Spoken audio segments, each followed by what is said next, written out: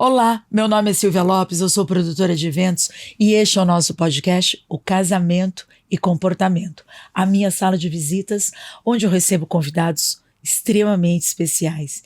E hoje eu recebo Haj Mustafa e nós vamos conversar sobre o casamento islâmico. Seja muito bem-vindo. Obrigada por ter aceito o nosso convite. Eu que agradeço a oportunidade. Muito obrigado. Haj Mustafa, eu acho que antes da gente começar essa conversa, a fé islâmica, ela traz muitas curiosidades pra gente, porque ela é intimamente, né, ligada ao Estado e à religião, eles caminham juntos, sim, né, nesse universo. Quando a gente fala de casamento na fé islâmica, o que o casamento representa? Olha, você fez uma pergunta que necessita um toque sobre um milagre. Deus no Alcorão, ele diz que dos sinais de Deus, que criou de vocês, da alma de vocês mesmos, seus pares, as suas mulheres. E fez entre vocês conjugância, afinação e misericórdia. Isso é sinal para aqueles que são sensatos, aqueles que refletem. Eu pessoalmente, quando leio esse versículo, eu lembro Adão, primeiro homem. O primeiro. Adão, Deus criou ele do pó, da argila. E a Eva, do que foi criada? Da costela de Adão. De Adão. Por quê? Parte dele? Parte dele. Agora, deixando isso um pouquinho, voltando para a mãe. Por que a mãe sente tanto carinho pelo seu filho? Porque saiu dela. Porque saiu dela. A mesma coisa quando a mulher saiu de Adão, Adão sentiu paz e tranquilidade, e serenidade e misericórdia para com sua mulher. Então, o objetivo da vida, alimentar o carinho, o amor entre as pessoas em nome de Deus. O caminho disso seria o quê? O casamento. Então, o casamento, um laço sagrado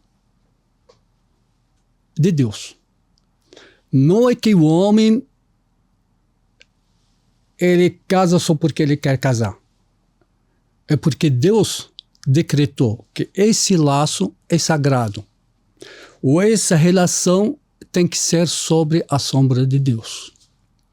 Não pode ser sobre a sombra do homem. Porque o homem, quando falo homem, humano, eu sempre vou lembrar o egoísmo, vou lembrar a ganância, vou lembrar o desejo, a ambição. Tudo isso não que o homem não pode ter, mas são coisas que é igual um rio brabo que leva tudo que está na sua frente. Tem que limitar, e tem que controlar, e tem que colocar metas para ele e colocar limites. Esse limite quem colocou é Deus.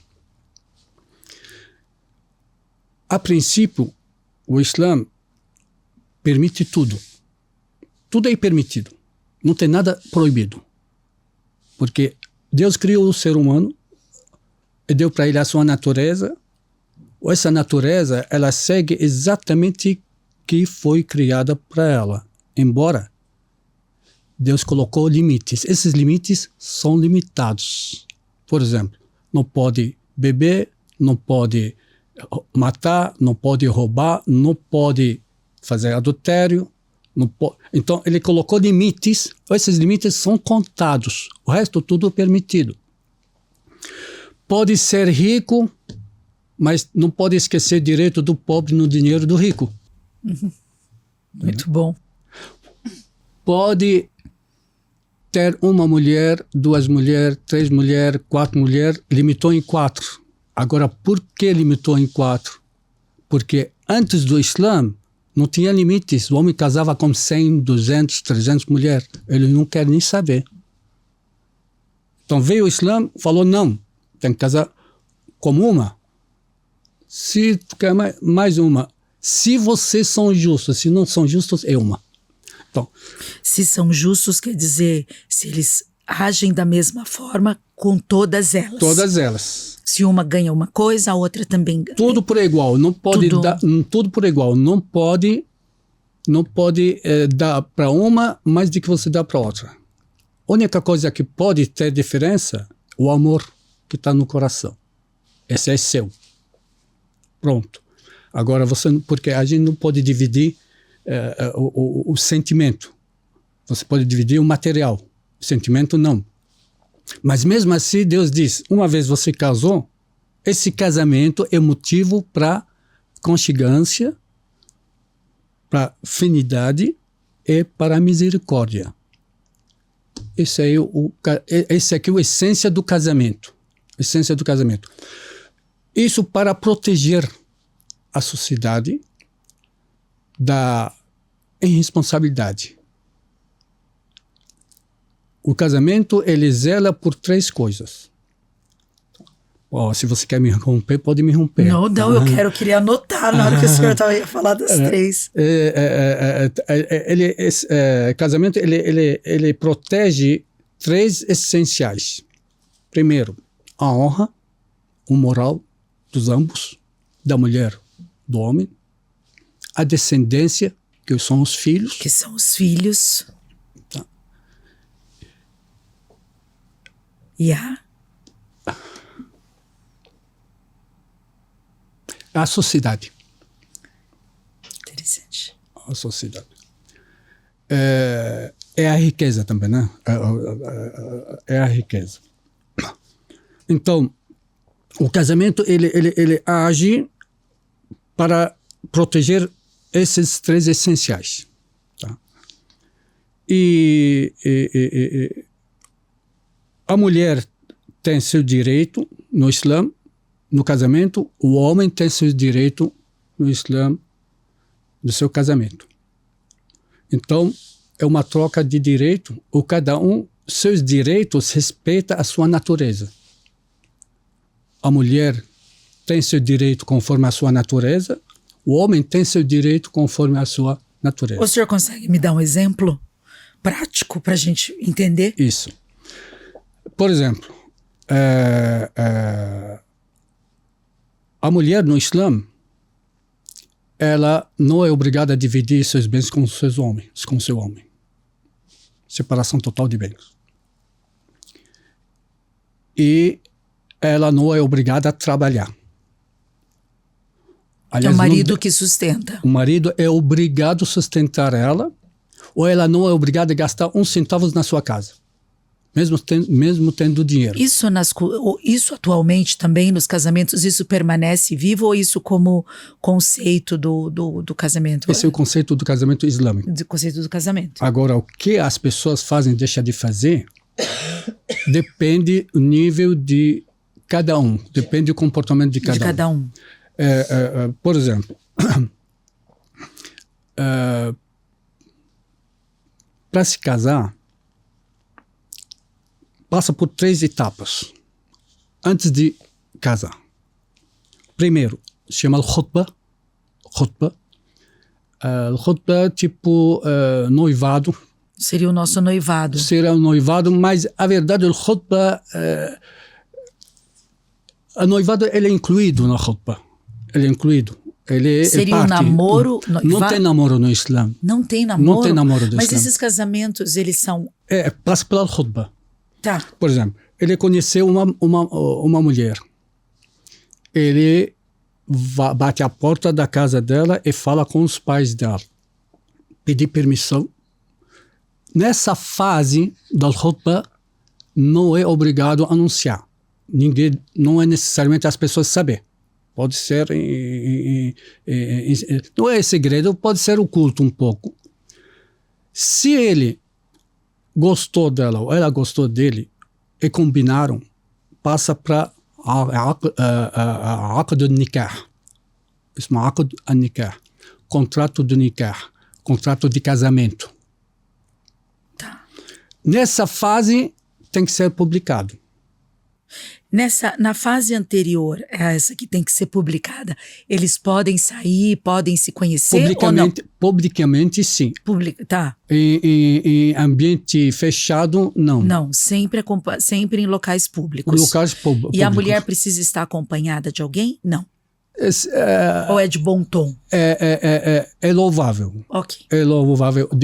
Acompanhada em... Como assim, por exemplo, não precisa ficar muito junto. Mas entendeu? uma irmã, uma tia, uma prima... Dá um espaço para eles conversar, dá um espaço para eles se conhecerem. Aí aconteceu o Aqd al-Nikah. Aqd al-Nikah, esse aí é o contrato de casamento. No contrato de casamento, vai, como dizem, tem que ter tutor dela, da parte dela, da parte da família dele, da família dela, mas o responde por ela um tutor. Seria pai, irmão, tio. Isso não quer dizer que ela não pode se casar. Não é isso. Mas o Islã respeita muito o lar familiar. Porque o casamento é mais uma célula na família. Então ela tem que entrar através da família. Ela tem que fazer parte da família. O casamento não rompe o laço familiar. Ao contrário, ele fortalece o laço familiar.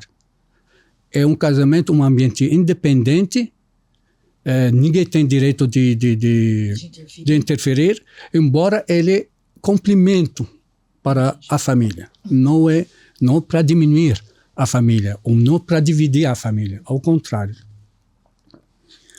E tem que definir um dote para ela. Esse dote, a verdade, eu não gosto de usar a palavra dote. Ele é um presente, mas para presente de dizer dote. É presente. É o noivo que dá um presente para a noiva. O noivo que dá um noiva. presente para a noiva. Esse aqui tem que ser imediato ou posteriormente. Só não pode morrer antes de dar para ela. E o que é esse dote? Pode ser dinheiro, joia? Dinheiro, joia, bem imóvel. Na história tem pessoas que deram terra, tem pessoas que deram casa. Existe. E isso pertence à mulher. A mulher. Independente de qualquer coisa. Ele não pode tirar isso dela disso. E como que ele mensura o valor? Porque, por exemplo, na tradição americana, o anel de noivado tem que custar 3, 4 vezes, agora eu não me lembro mais, o quanto o noivo ganha, né, o dinheiro do noivo. Como que o noivo islâmico mensura se é um bom presente ou não é um bom presente? Deus no Alcorão, ele diz para cada um conforme as suas condições. Tá. Conforme a condição de cada um. Não é louvável colocar valores altos para não dificultar, porque esse dote, se ele não tinha pago, a hora que vai se separar dela, vai ter que dar, vai ter que pagar. Não se separa sem pagar o que ele... Sem pagar o dote. Sem pagar o que foi atrasado. Né? E isso não quer dizer...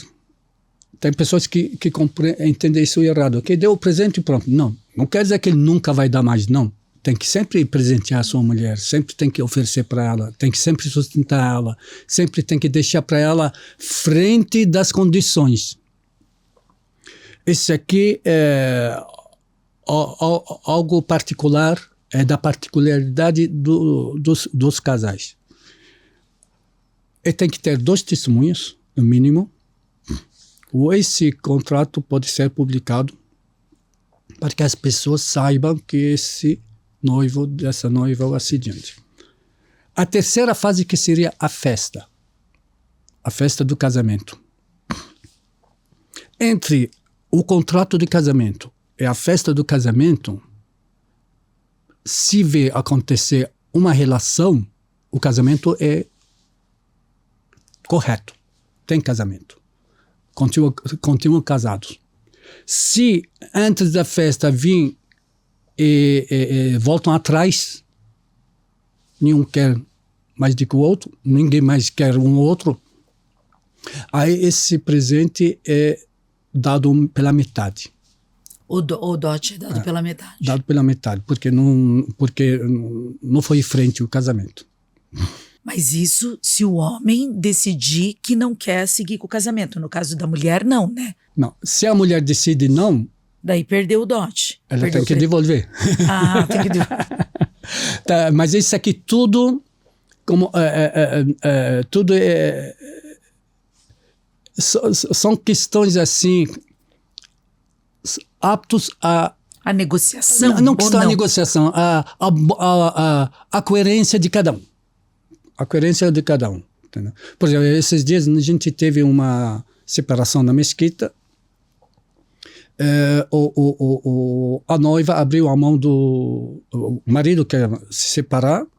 Ele tem um terreno, metade para ela, metade para ele, mas ainda ele não está devendo, ele está devendo, ele quer pagar ainda para quitar. Tem que quitar, vender e dar para ela. Ela perdoou. Quis encerrar. Ela quis encerrar, perdoou, não quis mais. Isso acontece, depende da coerência de cada um. Nesse caso de... financeiro, caso financeiro. No caso financeiro. No caso financeiro. E na celebração do casamento? Como que é feita a celebração do casamento? A noiva entra, o noivo recebe, quem celebra? Eu já imaginei que você ia fazer essa pergunta. Fiquei curiosa. A gente não pode assistir um casamento islâmico, só pode.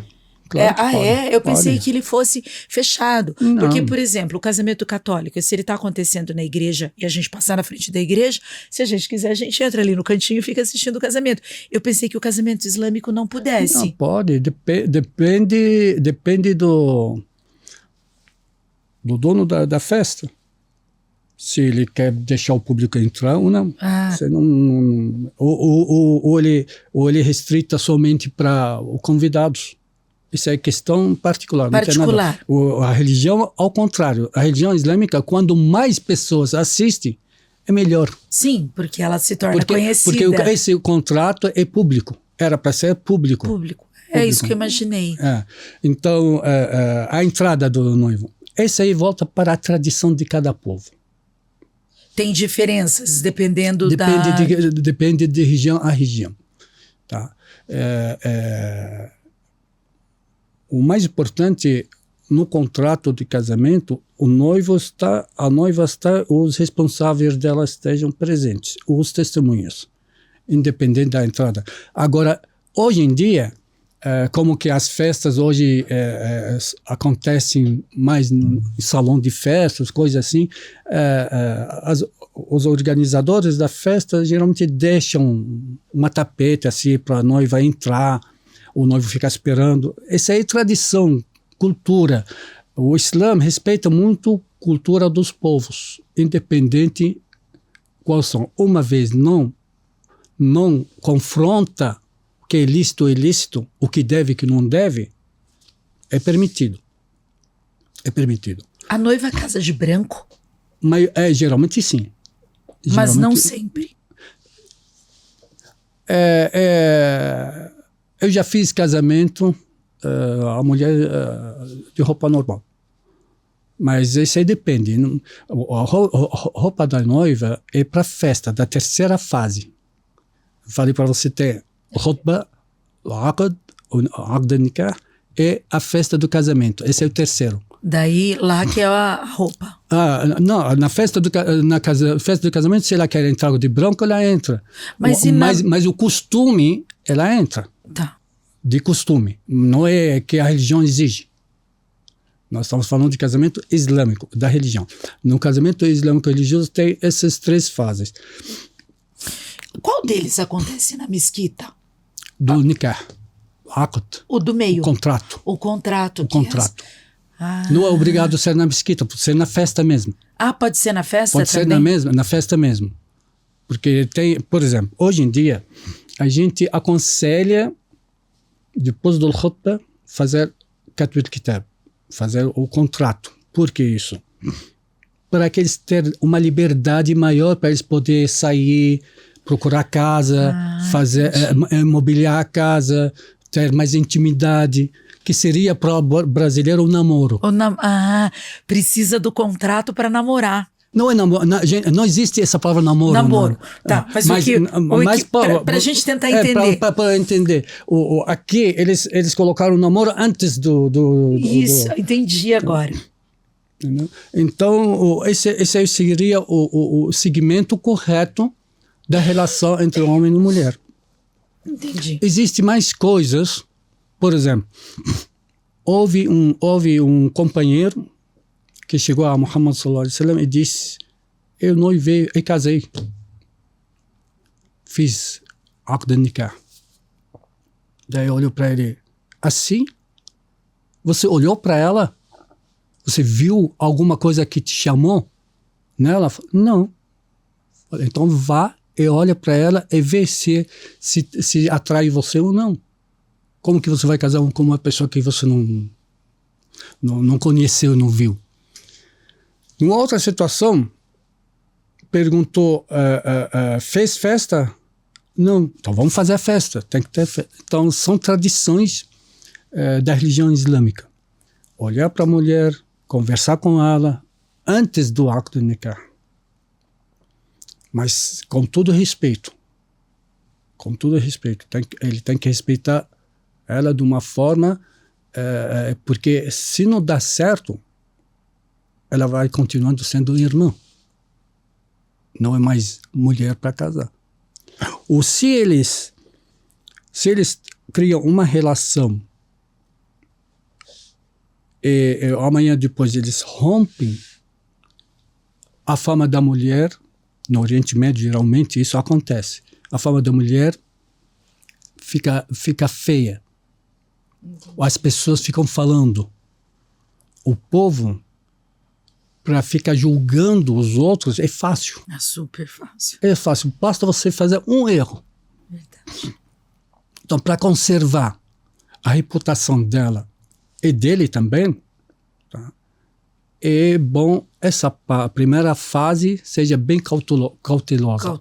Bem cautelosa. Haj Mustafa, elas usam aliança? Tem o símbolo da aliança no casamento islâmico ou não? Sim. É uma tradição e Muhammad sallallahu alaihi wasallam ele louvou, ele pediu, mas ele não pediu ela como regra de casamento, mas como tradição, botar a aliança. É um símbolo de compromisso. Um símbolo de compromisso, mas tradição, existe. Mais para o lado da tradição, da cultura. Aliás, eu posso falar que cultura humana, tradição humana, da humanitária. A humanidade inteira usa. Ela veio de muito antigo, muito atrás. Na hora de celebrar o contrato, eles colocam. Não necessariamente o chefe falar, colocam, igual na igreja. Isso. Mas eles em algum colocam, momento... Eles colocam. Ele pode falar, agora pode botar a aliança, mas... O contrato de casamento é o meio mais simples, mais fácil de qualquer tipo de casamento que você pode escutar ou imaginar. Ele é baseado em 2 palavras. E quais são elas? Zawajtuka qabiltu. E o que elas significam? Eu concedo a mão da minha filha, por exemplo, ou ela concede a mão dela para casamento, ou ele diz, eu aceito casar com ela. Só isso? Essas são as palavras-chave. São as palavras-chave. Geralmente, nenhum contrato acontece sem palestra, sem uma palavra do sheikh. Se chama Khutbat ibn Mas'ud. Um dos companheiros de Muhammad, quando ele foi pedir a mão de uma moça, ele deu uma palavra, louvou a Deus, gloriou a Deus, concedeu paz, bênção para o mensageiro de Deus e se dirigiu aos presentes a temer a Deus, que não morrem antes de ser muçulmanos. E quando eles querem falar alguma palavra, alguma coisa, que temem a Deus para que Deus concede para eles boas palavras certas que atingem o objetivo.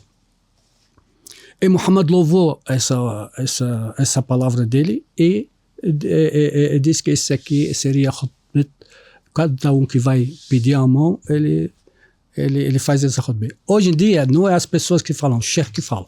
O sheikh, ele dá uma palestra pequena. Ele louva a Deus, dá a bênção, assim diante. No final, deseja para eles bênção e sucesso, uma vida longa do casamento deles. Do casamento. Somente o homem pode celebrar o casamento islâmico. Celebrar? Olha, até onde eu sei, sim. Não, as mulheres não podem celebrar. Não questão que... Porque para ter casamento tem que ter homem. Mas eu digo assim, na celebração, por exemplo, no casamento católico só tem padre, só o padre pode. Nas evangélicas não, tem a pastor, tem algumas igrejas que tem a figura feminina, né, da pastora. Olha, do meu conhecimento isso não existe. Só homem.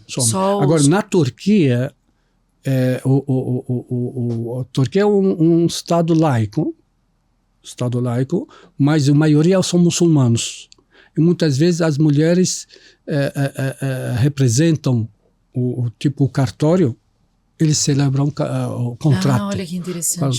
Mas esse aqui não seria o religioso. O religioso. Porque nós temos casamento civil. É isso que eu ia perguntar, se na cultura islâmica, por exemplo, no caso do Brasil, no casamento islâmico no Brasil, essa noiva teria que primeiro fazer o casamento civil e depois fazer o casamento islâmico. Não é necessário. Não é necessário? Não é necessário. Eu pensei que só lá não fosse necessário. Que interessante. Aqui também não é necessário.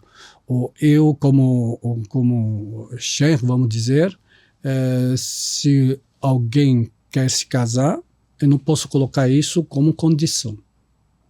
Mas eu posso colocar para eles casar, trazer uma certidão que eles não são casados anteriormente.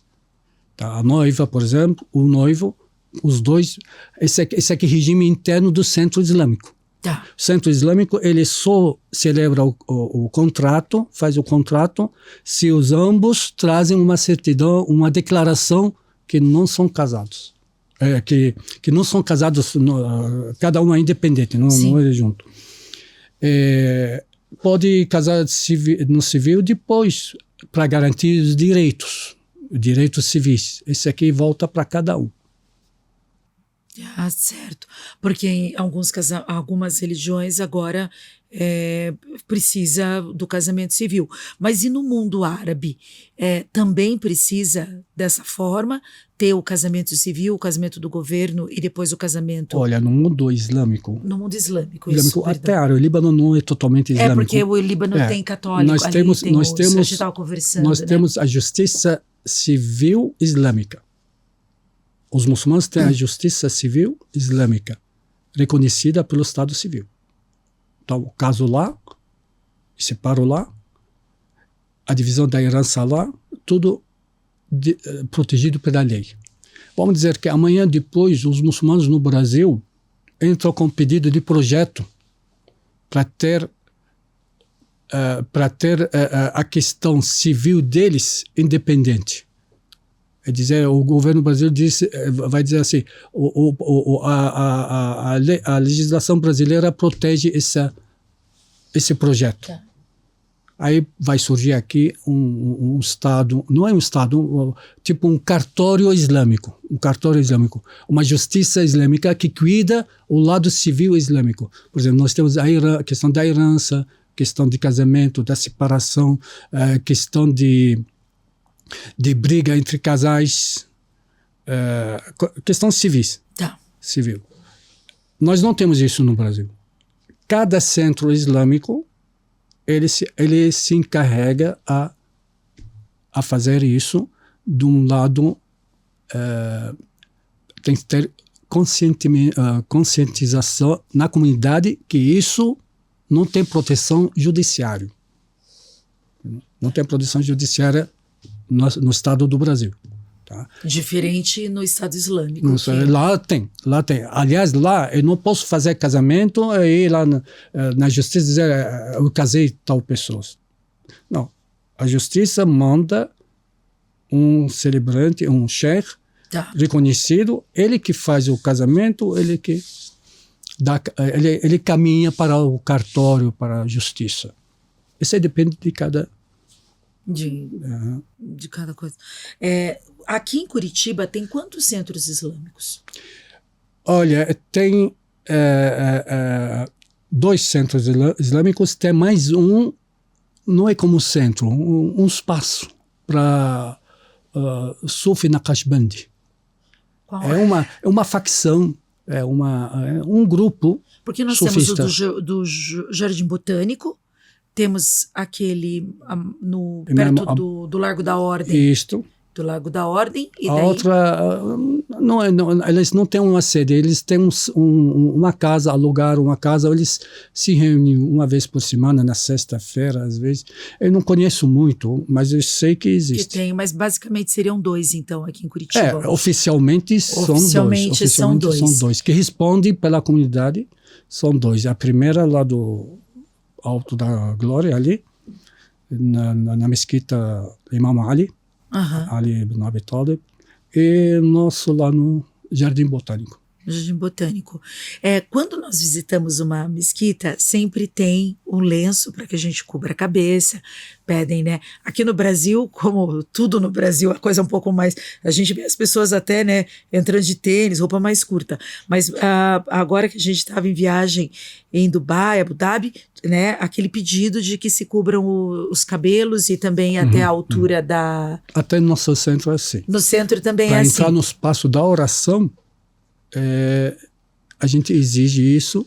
Agora, nós temos 2 ambientes. Ambiente para oração, ambiente para a comunidade, para sentar, conversar. A gente faz, às vezes, jantar do Ramadã, quebra do jejum. O Ramadã começa quando? No calendário nacional, aqui no Brasil? Ele já passou, em março. Em março que acontece o Ramadã? Não é todo março, todo ano ele vai mudando, né? Ele volta 10 dias, ano lunar. Nós estamos lá, nós usamos ano solar, o Islã, os muçulmanos usam ano lunar. Sempre ele volta 10 dias. Tá. E no caso dessa, né, de cobrir os cabelos e se cobrir, a noiva também cobre os cabelos ou não? Ela pode... Sim, deve, mas não, depende de cada um. Por exemplo, tem sheikh que não aceita fazer o casamento se a mulher não cobre o cabelo. Não cobriu o cabelo. Ou tem sheikh que não se importa com isso. Tipo, é uma modernidade que aceita. Seria porque isso? De cada um. Mas o certo, ela cobrir.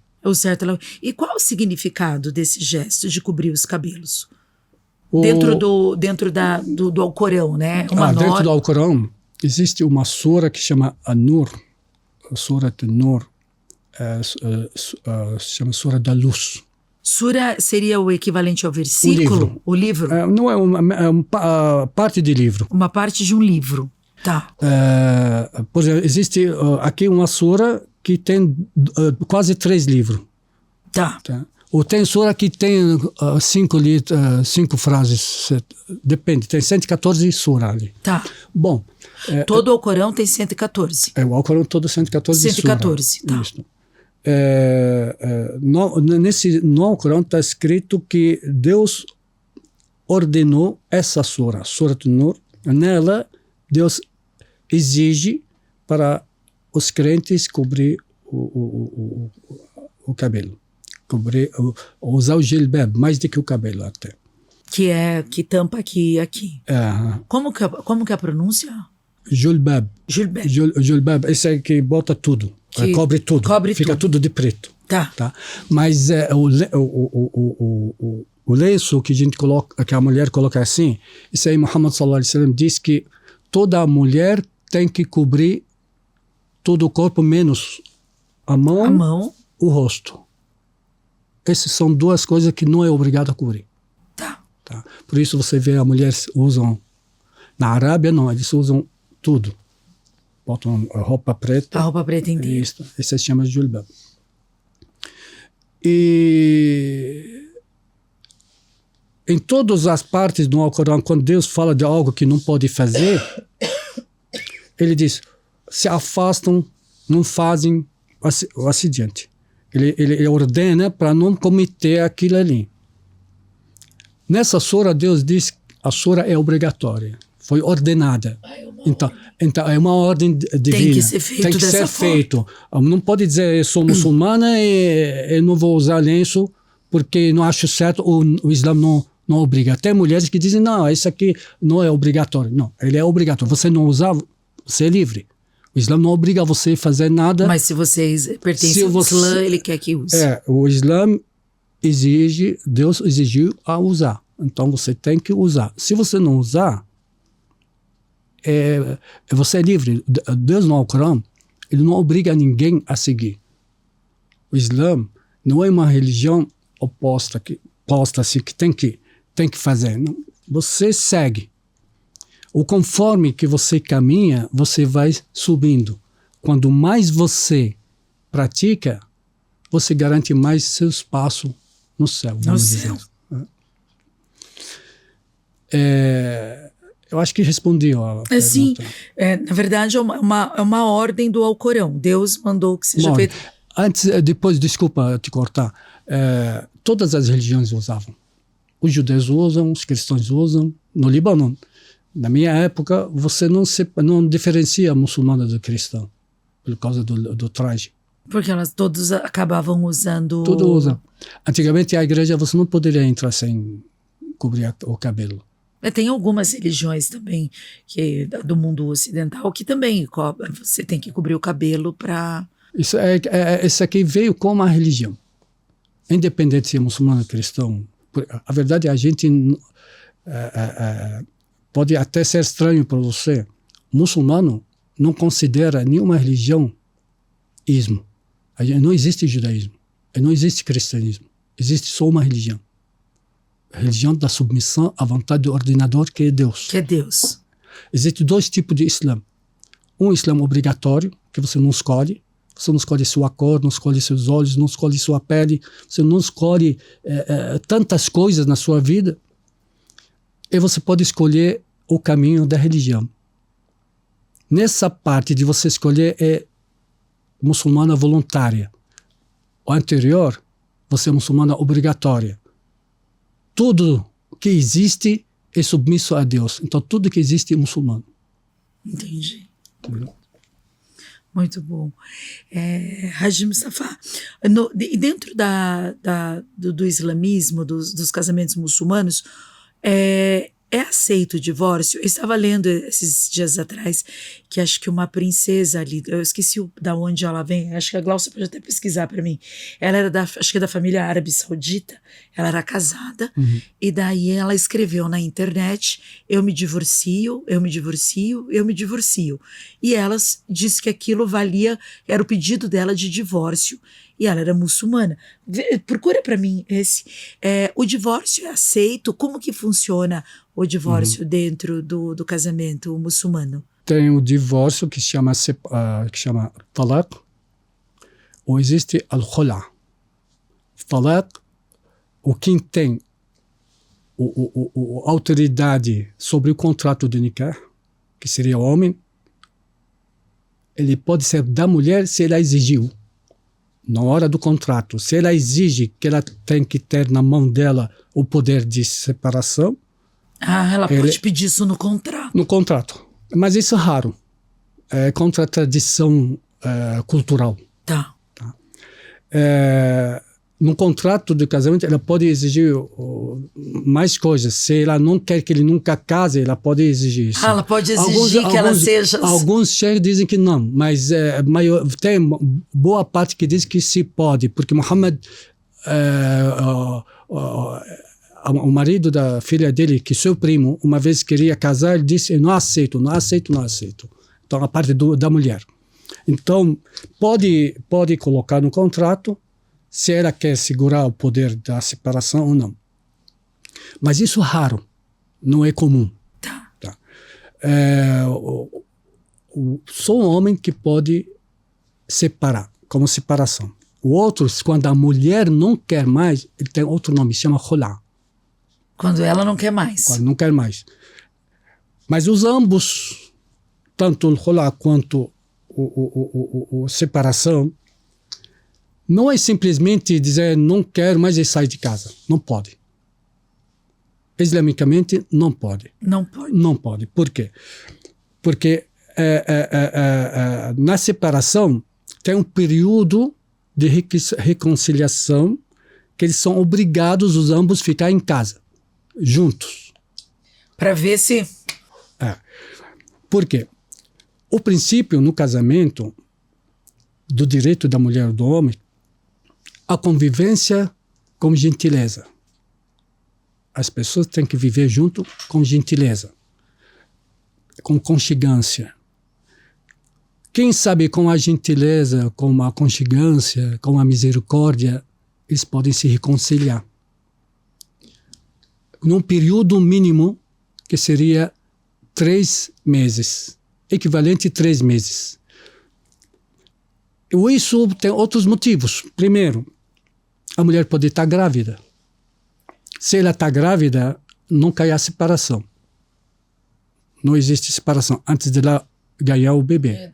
Ela ganha o bebê, sustenta o bebê, depois de ganhar o bebê tem um resguardo para ela guardar. Depois daquilo ali, se ele pode dizer para ele que ele está separado.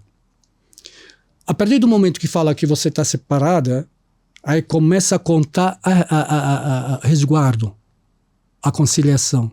1 mês, 2 meses, 3 meses, depende. E se passa os 3 meses, não tiveram nenhuma relação, depois de ser nenhuma relação, cai a separação. Cai a separação. Antes desse aqui, se eles querem se reconciliar, podem. Depois, podem voltar a casar com contrato. Tem que voltar... Fazer o procedimento tudo novamente. Uma nova... E acontece isso? Acontece. Só. Agora, a segunda vez, se cai separação pela segunda vez, fez contrato, aconteceu a segunda vez, aí não pode mais. Depois da segunda, não pode. A talaq maratayn. Só 2 vezes. Tá. Na segunda vez, cada um vai ter que ver a sua vida. Se por acaso acontece a separação de terceiro, aí pode voltar de novo. Como uma condição. No Islã não se faz contrato de casamento, aqd nikah, não se faz com a intenção de amanhã você se separar. O contrato de casamento tem que ser definitivo, para sempre. Aliás, até no dia do juízo final, o homem se ressuscita junto com sua mulher, entra no paraíso junto com sua mulher, a mesma mulher. Então, estamos aqui juntos, estaremos juntos lá no dia do juízo final. Ou a mulher seria a mais bela do paraíso. Muito bom. Nossa, que aula! Que aula! Dá pra gente ficar conversando aqui horas e horas. Muito bom.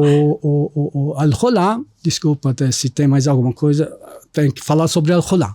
Qual que é Al-Khula? Al-Khula, quando a mulher... a palavra Khula, quando a pessoa tira as coisas de si, não quer mais. Khalatu, não quer mais. Também é a mesma coisa, ela tem resguardo, tem que guardar, mas com uma diferença que ela tem que devolver para ele o que ele deu para ela. Ou ele perdoa ela. A primeira não, a primeira tem direito. Se ele pediu o divórcio, ela fica com o presente, ela fica com o dote. Mas se ela pediu o divórcio, ela tem que devolver. Ela devolve. Não, claro, esse aqui é opcional. Opcional para ele. Não é para ela, para ele. Eu perdoo. Aliás, ele pode dizer, não, eu vou dar separação para ela, não precisa ela pedir khula. Porque o khula, para a mulher pedir isso, é porque ela não suporta mais. Não aguenta mais. Não aguenta mais, não tem como. Isso é difícil acontecer. Geralmente, o homem... reclama mais da mulher do que a mulher reclama mais tá. No fim, para você ter uma ideia, no mundo islâmico, até onde eu sei, ou até quando vivi lá, é dificilmente você ver casamentos separados. Muito difícil. Dizem que hoje em dia mudou um pouco mais, mas é difícil você ver casais separados, porque a base é correta, o alicerce é correto. Não pode ter casamento construído sobre o egoísmo, sobre o ego. Cada um tem seu direito, cada um tem suas obrigações. Se cada um respeita isso, o casamento dura para sempre. É verdade. É um desafio para o mundo moderno. Eu sempre falo, quando acontece um diálogo sobre casais, eu falo que o casamento, gente, é terceira pessoa. Nem você, nem ela. É o casamento. O casamento é terceira pessoa. Ou para você viver bem, você tem que abrir a mão onde pode abrir, onde deve abrir, e você tem que segurar onde deve segurar. Porque o homem, até a mulher, é responsável pela sua família a partir da sua mulher. E Deus no Alcorão diz: "Ya ayyuhalladhina amanu qu anfusakum wa ahlikum naran waqudaha an-nas wal hijara." Crentes, temem a Deus e protegem as suas famílias de um inferno, de um castigo, de um fogo, seu combustível, pedras e humanos. Então, tem a obrigação de proteger a mulher e proteger seus filhos. Como faz isso? Com bom conselho, com boa orientação. O conselho é direito de todo muçulmano. Seria muito mais para o casal. Isso não quer dizer que só o homem que dá o conselho. Não, a mulher também tem que dar conselho. Porque o conselho é direito. Não é algo assim de luxo. É uma obrigação da mulher dar conselho para o marido, ou o marido dar conselho para a mulher. E cuidar dos filhos. O ensinar a religião. E não pode, como homem, ele não pode impedir a sua mulher buscar o conhecimento.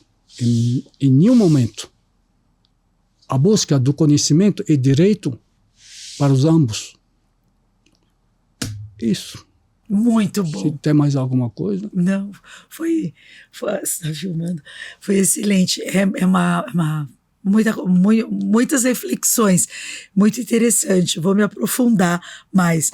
Haj Mustafa, muito obrigada pelo presente. Olha o que eu ganhei. O Alcorão em português, né? Uhum. Realizado. Que Deus tenha misericórdia dele. Primeira edição, tradição, sentido. Lindo. Muito bom. E eu espero poder receber o senhor novamente aqui para a gente conversar. E se a gente puder assistir um dia um casamento na mesquita, eu vou ficar muito feliz. Eu nunca vi, a gente nunca assistiu um casamento. Seria um privilégio, seria uma honra. Se Deus quiser. Muito obrigada. De nada. E para vocês, comportem-se.